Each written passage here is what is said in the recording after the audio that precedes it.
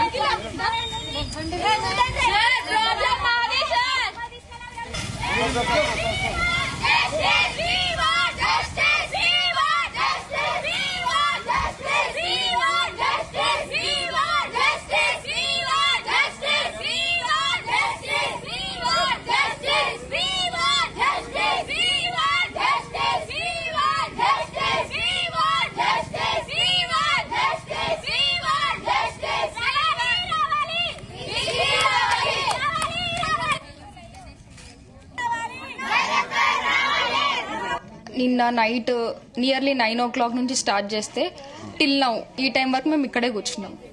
ఎందుకు అసలు మీ సమస్య ఏంటి? ప్రాబ్లం ఏంటంటే యాక్చువల్ గా నిన్న ఒక అమ్మాయి అంటే మా ఫ్రెండ్ వాళ్ళ పేరెంట్ వచ్చారు. సో పేరెంట్ వస్తే పేరెంట్ ని హాస్టల్లోకి అలౌ చేయలేదు. అంటే వాళ్ళకి రూల్స్ లో లేదంట పేరెంట్స్ ని అలౌ చేయాలని. సో ప్రతి ఒక్క హాస్టల్లో ఖచ్చితంగా ఒక పేరెంట్ కి ఒక అకామిడేషన్ అనేది గెస్ట్ వచ్చిన అనేది ఉండాలి. సో అది ప్రాపర్ గా లేదు. అంతేకాకుండా వాళ్ళ రెస్పాన్స్ ప్రాపర్ గా లేదు. మేము కాల్ చేసినా రెస్పాండ్ అవ్వకపోవడం, ర్యాష్ గా మాట్లాడడం, ఇవన్నీ ఇగ్నోరెన్స్ లేదు.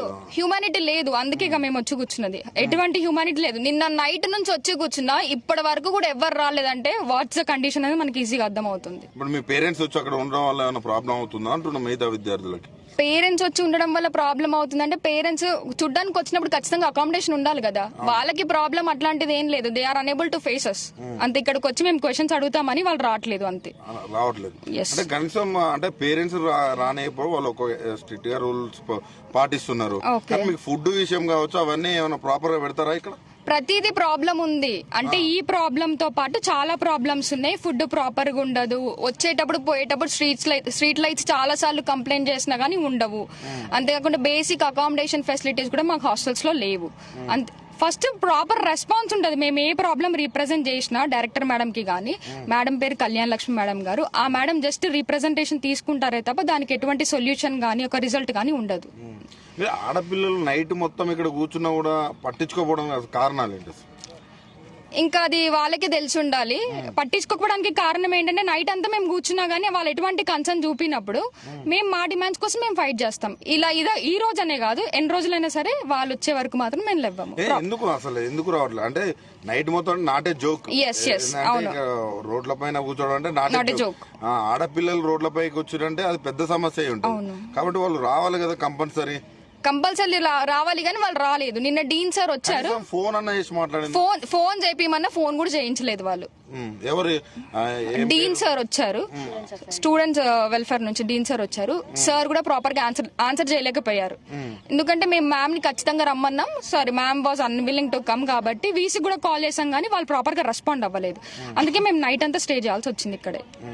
ఎంతసేపు ఉంటారు ఇక్కడ? ఇంకా వాళ్ళకి వచ్చి ప్రాపర్ రెస్పాన్స్ ఇచ్చి ఒక రిప్రజెంటేషన్ ఇచ్చి డైరెక్టర్ మేడం సస్పెండ్ అవ్వడమా, తను రిజైన్ చేయడమా అనేది మాకు ఒక క్లారిటీ ఇచ్చిన తర్వాతనే లేస్తాము.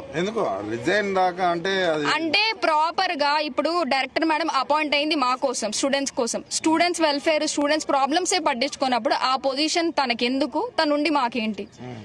ఇంకా డైరెక్టర్ అనే పొజిషన్ ఎందుకు? మా ప్రాబ్లమ్స్ పట్టించుకున్నప్పుడు అలాంటి పొజిషన్ వద్దు. అది బయటికి చెప్పుకోవడానికి ఇట్లా పరిస్థితులు ఉండవు కానీ లోపల అంటే ప్రతి ఒక్కరికి స్టే చేసే వాళ్ళు ఇక్కడ ఉండే వాళ్ళకి మాత్రమే ప్రాబ్లమ్స్ అన్ని తెలుస్తున్నాయి అన్నమాట. బాధ అనిపిస్తలే? ఒక టాప్ యూనివర్సిటీలో చదువుకుందామని వచ్చినాం, కానీ రోడ్ల మీద కూర్చోవాల్సిన పరిస్థితి వచ్చిందని బాధ. ఇంకా 1 వీక్ లో మాకు సెమిస్టర్ ఉంది, కాకపోతే ఇంకా పరిస్థితులు అలా ఉన్నాయి కాబట్టి తప్పదు, మార్పు కోసం కూర్చోవాలి. ఇదే అంశానికి సంబంధించి మరిన్ని డీటెయిల్స్ మా క్రైమ్ బ్యూరో చీఫ్ రవితేజ అందిస్తారు. రవితేజ, ఉస్మానియా యూనివర్సిటీ విశ్వవిద్యాలయంలో మరోసారి ఉద్రిక్త పరిస్థితి తలెత్తినట్టుగా సమాచారం అందుతుంది.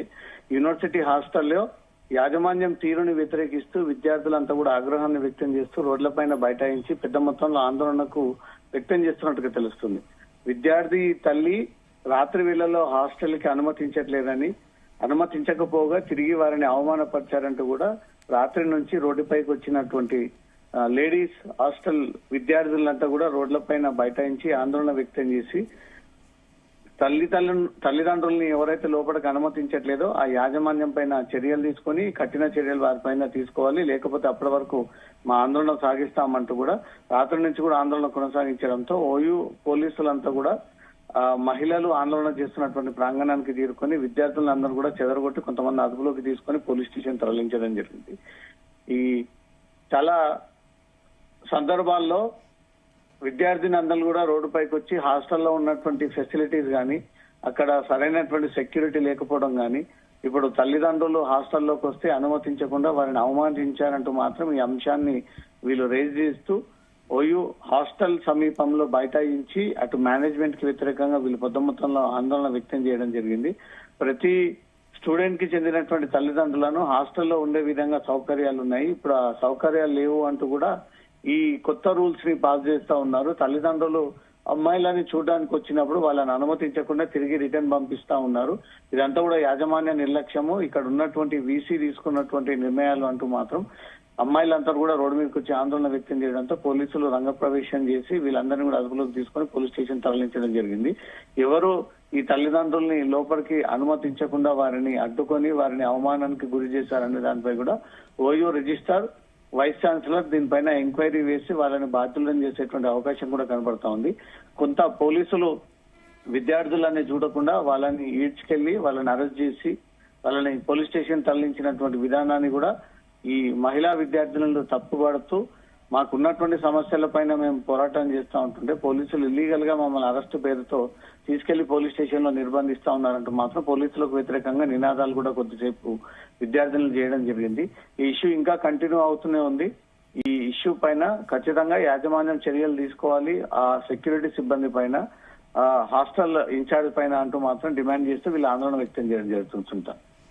అయితే మరోపక్క యూనివర్సిటీ సిబ్బంది గానీ ఈ విషయంలో స్పందిస్తున్నారా? ఇప్పటి వరకు ఎవరు దీనిపైన రియాక్ట్ అయితే అవ్వలేదు. ఏం జరిగింది, ఎలా జరిగింది అనే విషయాన్ని అంతర్గతంగా వాళ్ళ యాజమాన్యానికి తెలియజేశారా తప్ప మీడియాకు అటు పోలీసులకు ఎందుకు తల్లిదండ్రుల్ని ఆపాల్సి వచ్చింది, ఏ విషయంపై వాళ్ళని అవమానించారనే దాంతో ఇంకా క్లారిటీ ఇవ్వకపోగా విద్యార్థినిల విషయంలో ఇప్పటి వరకు పోలీసులు కూడా కొంత అత్యుత్సాహం ప్రదర్శించి వాళ్ళందరినీ కూడా ఇష్టానుసారంగా లాక్కెళ్లి వాళ్ళని బంధించి పోలీస్ స్టేషన్ లో పెట్టారనే ఒక ఆరోపణలపైనే పోలీసులకు వ్యతిరేకంగా కూడా వీళ్ళు నినాదాలు సాగిస్తా ఉన్నారు. అక్కడ ఉన్నటువంటి స్థానిక సబ్ డివిజన్ ఆఫీసర్ కూడా కొంత తమ పట్ల దురుసుగా ప్రవర్తించాడు, అనుచితంగా వ్యవహరించాడంటూ మాత్రం అమ్మాయిలు ఈ అంశాన్ని రోడ్డుపైన ఆందోళన వ్యక్తం చేస్తా ఉన్నారు. ఇది మేనేజ్మెంట్ దృష్టికి వెళ్ళిన తర్వాత ఏం జరిగిందనే దానిపై కూడా పూర్తి ఎంక్వైరీ చేసిన తర్వాత ఎవరైతే నిజంగానే తల్లిదండ్రులు అడ్డుకున్నారో వాళ్ళపైన చర్యలు తీసుకునేటువంటి అవకాశం ఉంటుంది. అయితే రవితేజ, ఇప్పుడు విద్యార్థులు ఎక్కడున్నారు?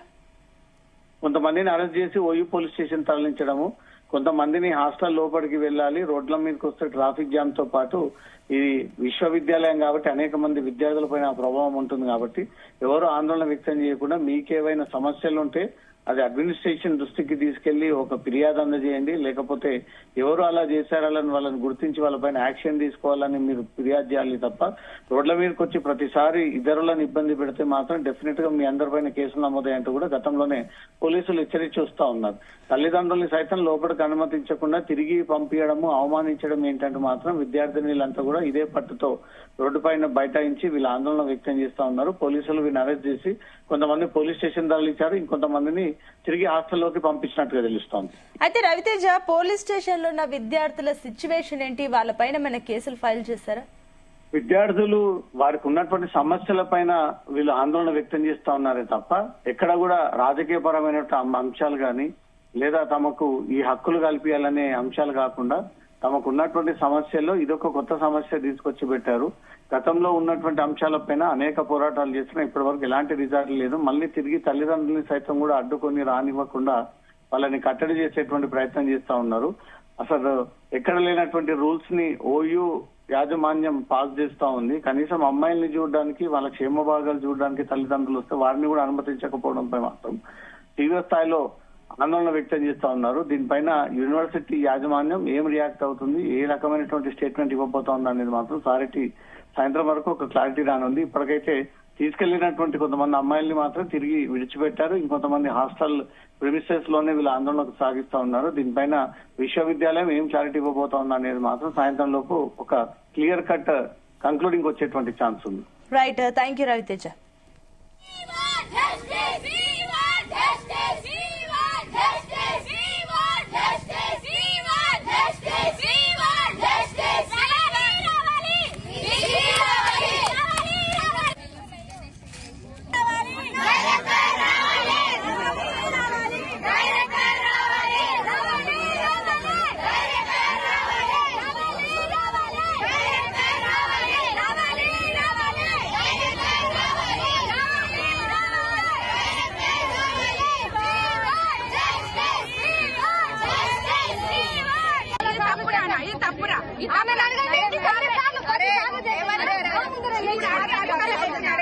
అరే మేము ఇంటికి వెళ్ళినా ఒక 5-10 minutes కే మాకు కాల్స్ అయింది. క్వార్టర్ 6 స్టార్ట్ అయింది. ఎన్నిసార్లు లిఫ్ట్ చేసినా నేను మళ్ళీ ఆఫీస్ నుంచి వాళ్ళతో మాట్లాడుతున్నాను. కాల్ ఎప్పుడు లేపలేదు నాన్న.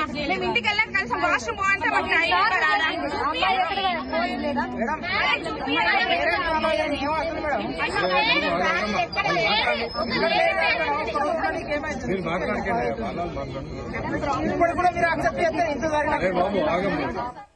గుమగుమల వంటలే వంటలే తెరకొట్టే కారం రంగు రుచి ఆచి కారం పొడి.